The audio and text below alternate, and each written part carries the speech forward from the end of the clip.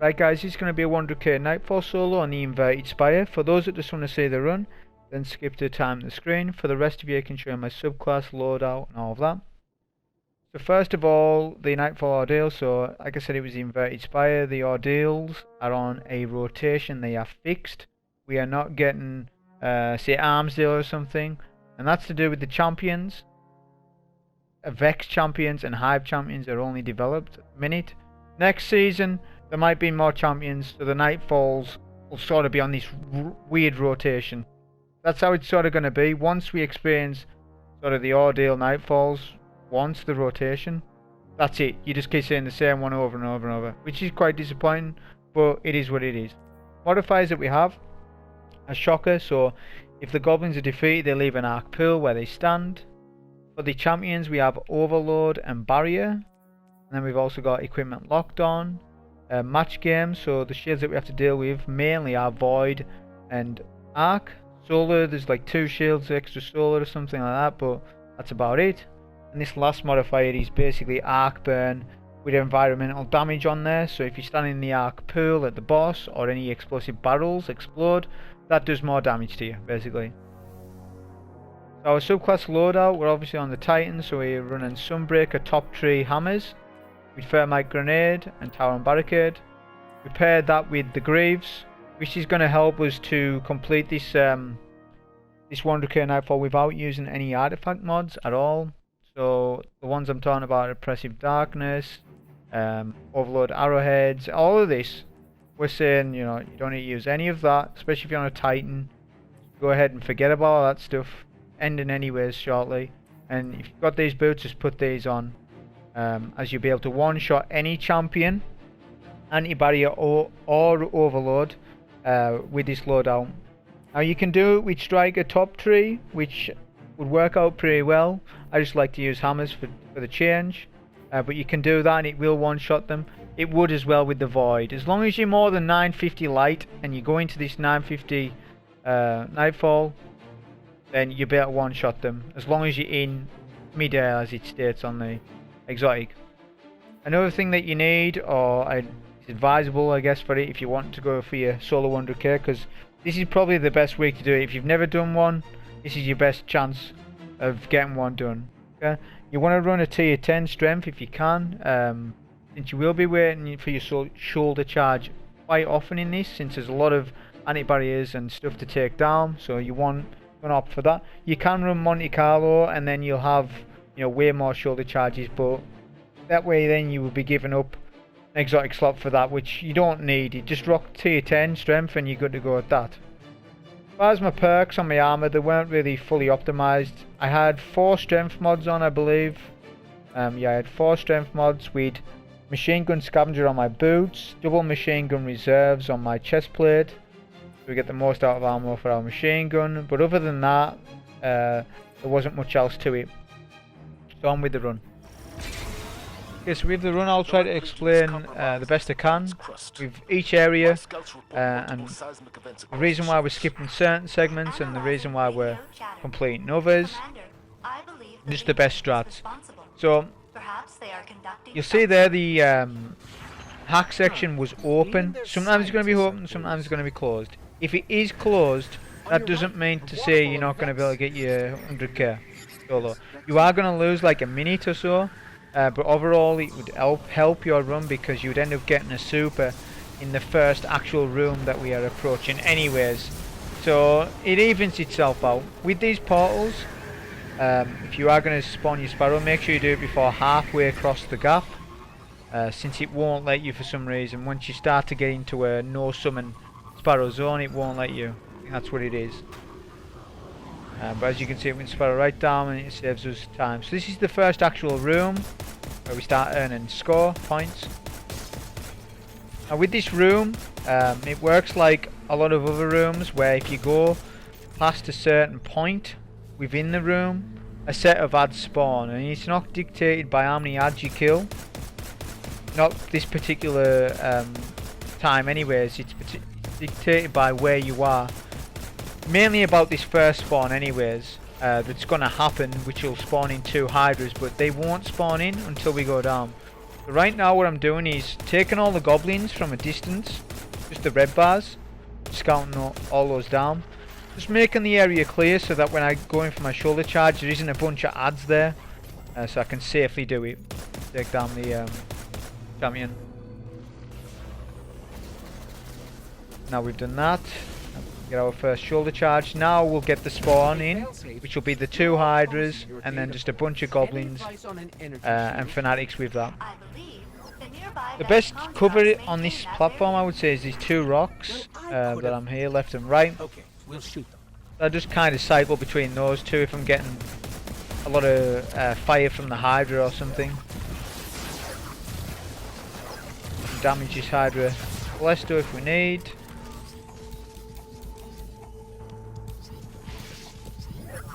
We're just kind of waiting on our next shoulder charge for the next champion.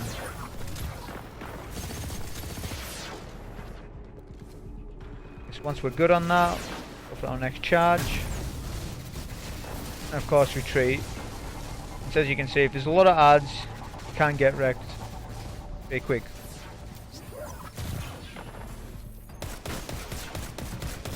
Same again, while we wait on our shoulder charge, clear out the rest of the adds. If you are just going to play this up at the top where I just was, and there's a rock or like a cliff thing above me, you can play it from there. Just know that if you're doing it this way, the way I am, where you don't use any artifact mods, you're going to come down to a load of champions, and you'll need to, you know, shoulder charge each one, then wait for your melee to come back, which is going to take a lot of time. So doing it this way is a little quicker, rather than taking the bariier knights all at once. Once we're done, we're just picking up any ammo. There is adds down here, so may as well kill those for extra score. And once we're done, any ammo again, and then on to the next area. And the next area has another 4 anti-barrier champions. So same again, we're going to take them out with the shoulder charge. It's just a pain of waiting for each one. That's the only thing, but like I said, with this particular run, it's not a time intensive one. You've got 20 minutes to get, you know, the 100k, and then it halves the score, so you've got plenty of time.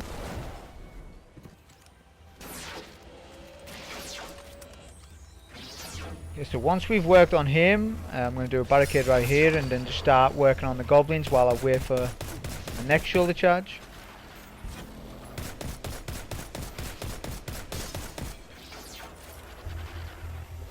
We're good on that.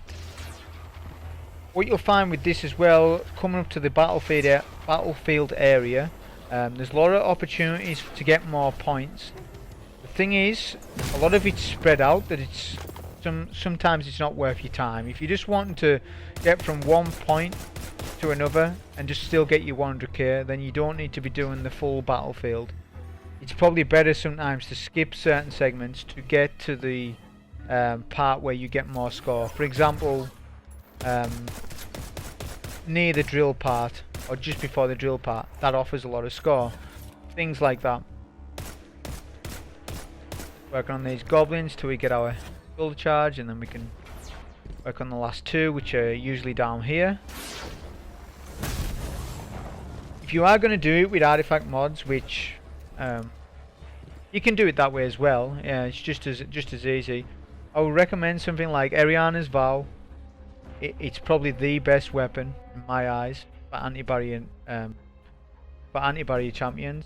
Izanagi's Burden, yeah, sure. If you're using a void subclass and you oppressive darkness and all that jazz, yeah, Izanagi's Burden's going to do well as well. But if you have the catalyst fully masterworked for Eriana's, then I would advise using that with a arc or void machine gun, depending on how you're doing it. So him out. Now onto the battlefield area. So like I said, there's a lot we can skip with it. Specifically with the battlefield is there'll be a load of goblins and cabal fighting each other, but like I said, they're spread out and they're just more of a nuisance than what they are. So You don't need them, they're not required for score at all. We're nearly already on 50k. So we're good just to get to the main part. First thing with this area, you want to take down the sniper and the Cabal dude at the top. Since those targets can hit you while we're trying to sort of deal with this first section. Now the key targets will always be in the same section on this Nightfall. Nightfall rotations are fixed adds now. They're not like they used to be. The first guy will always be in here, and the second target will be down at the dock section. Right now we're just trying to take down the shield of this guy, but one of the Overlord Minotaurs pushed me, so I usually just back off and get the kill on him. The Overlord targets can be a little harder to deal with the shoulder charge, but you just have to time it between them when they're teleporting. Use the super to take down the first target once we took down his shield. And then we'll go up on the top of the house. Good place to stand. The Minotaur can't get us from this area, and then we can work on the other side of the map. While this is all happening, there'll be adds fighting to your right down at the docks. Now, depending on what happens, whether the Cabal win or the Vex win, you can have more Minotaurs down there, which is handy, but it's not always the case. Just depends as well on how long you take. There is solar shields here as well, which I didn't end up bothering with, since it was only 2 Centurions. Right now we're trying to take down the last key target. Back off a little bit.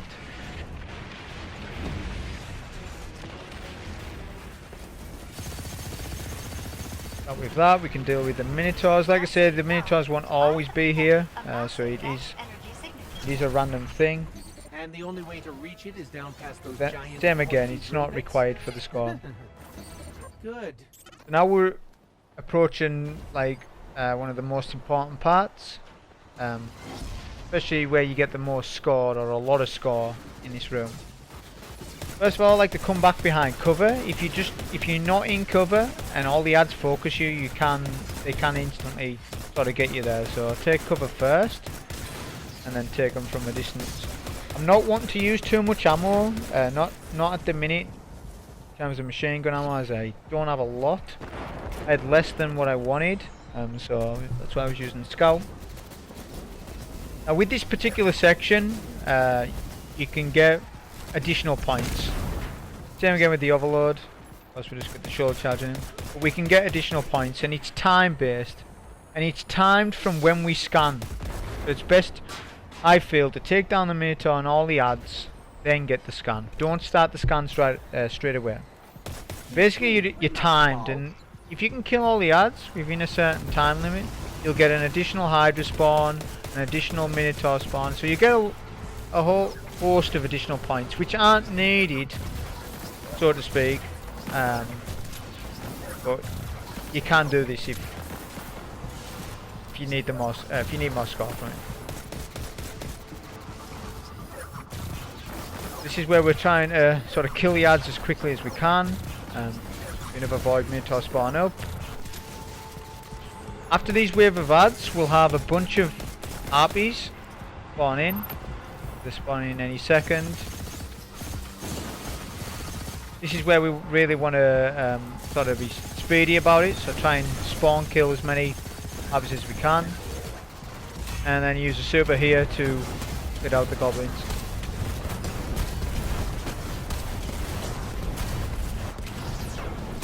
I think it's lined up, right? Okay, so we get the additional spawn. Just unfortunately, I don't know what happened to my melee. It didn't connect right, whatever, so I didn't end up getting the Hydra, which it usually would one-shot him. So if you are doing it, that will still one-shot him as long as you hit him dead on, if she didn't connect correctly. You're also timed to kill these adds as well, as you'll see. So we're killing the Hydra, and then he disappears. So that was one thing, didn't get that, but at least you know that you don't need to get those additional adds to get the 100k. It's not that tight at all. Okay, so now we're going to have 2 void shields, so just Telesto each. And then same again for the harpies, so just spam machine gun for this.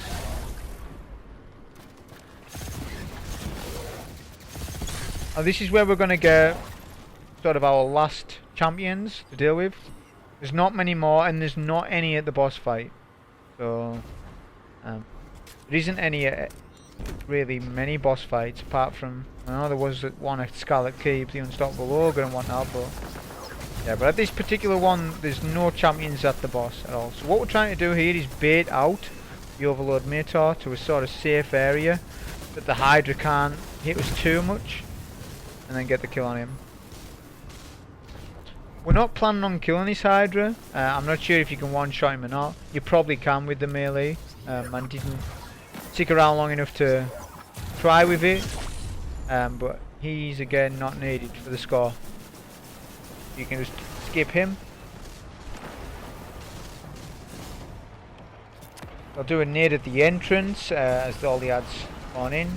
Now with this section, there's a good place to stand and not stand. Where I'm standing right now, not one turbine or whatever you call them will hit me from this area. So it's a good place, a good vantage point to sort of take the adds from. Once we've dealt with those adds, we'll have 2 snipers. Which was awkward for me with Randy's. Randy's just doesn't have the range that some other scouts might have in PvE.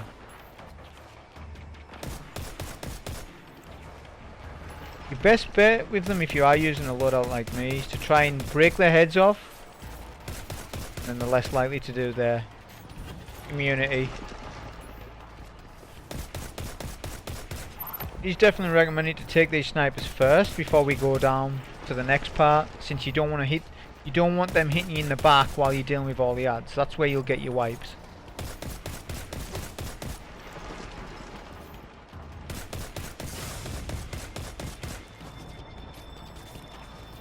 Another thing I noticed with Randy's as well is ammo. It runs out of ammo so fast. I suppose it's not designed for PvE, it's designed for PvP.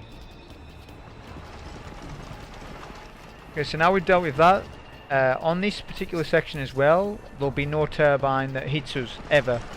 As long as we don't jump up in the air or something like that when a turbine is close. But also the adds will sort of group up, pretty decent. I think this champion can be quite awkward as well because it's RNG where he goes. Luckily he sort of pushed me on the same level that I was. I was waiting for a turbine first and then we take him down. Since if he was on the level below us and we had to go for the shoulder charge, we'd have to time that shoulder charge to make sure we kill him and get out of the way of the turbine. But luckily, like I say, he pushed me up. Okay, so now we're on with the boss fight. We're on 97k, so we've pretty much got our score. So there's no need to optimize points here either. I mean, I definitely could get a really high score on this, but that's not the purpose of the video. Take down the harpies. Since we've got a super to burn, we're just going to use that for damage here. He usually goes immune around about just before the bar is taken off his HP. Do a melting point with Peregrine Greeves and then super. And that just about makes him immune usually.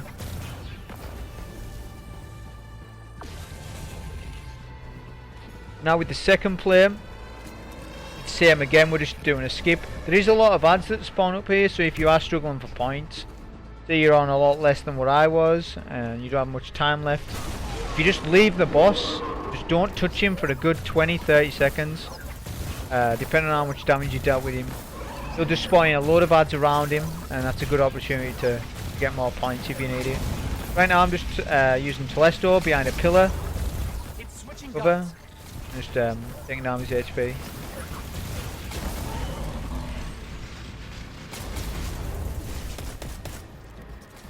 Now we're done with that. And then we're on the final floor. Now like I said earlier with the modifier, the environmental damage, it does impact on the arc pool. I guess because arc burn is on.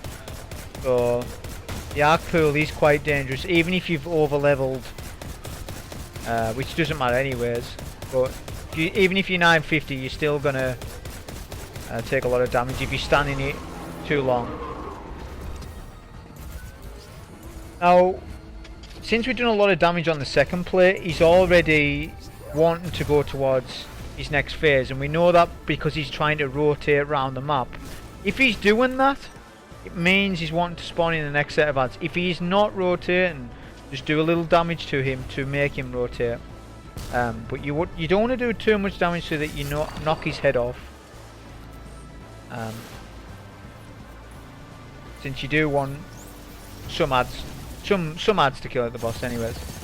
So we'll have 2 ads that spawn behind us. I like to get them first before we deal with the main set of ads, and then we can use a bit of Delirium since we don't have any need for much ammo from it. There will be a couple of arc shielded harpies to deal with, but other than that, don't really need the ammo. It's more Telesto that's going to do our damage and our super, combined with Melting Point. Going for some quick ammo drops, and then we can start doing damage again to the boss.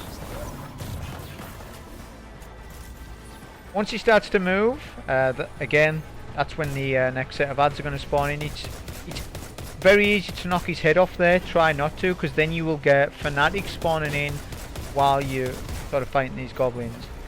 So you got to be careful with that. Now we're going to start working on any harpies we can see. Also we get ads spawning behind us, which I forgot to see, so be mindful of those. This is also a good spot to stand for this sort of phase. The boss can still hit you with his blinding move though, just depends on where he's standing. We're also sort of farming for our super as well, since we'll want that in the end, just to sort of finish him.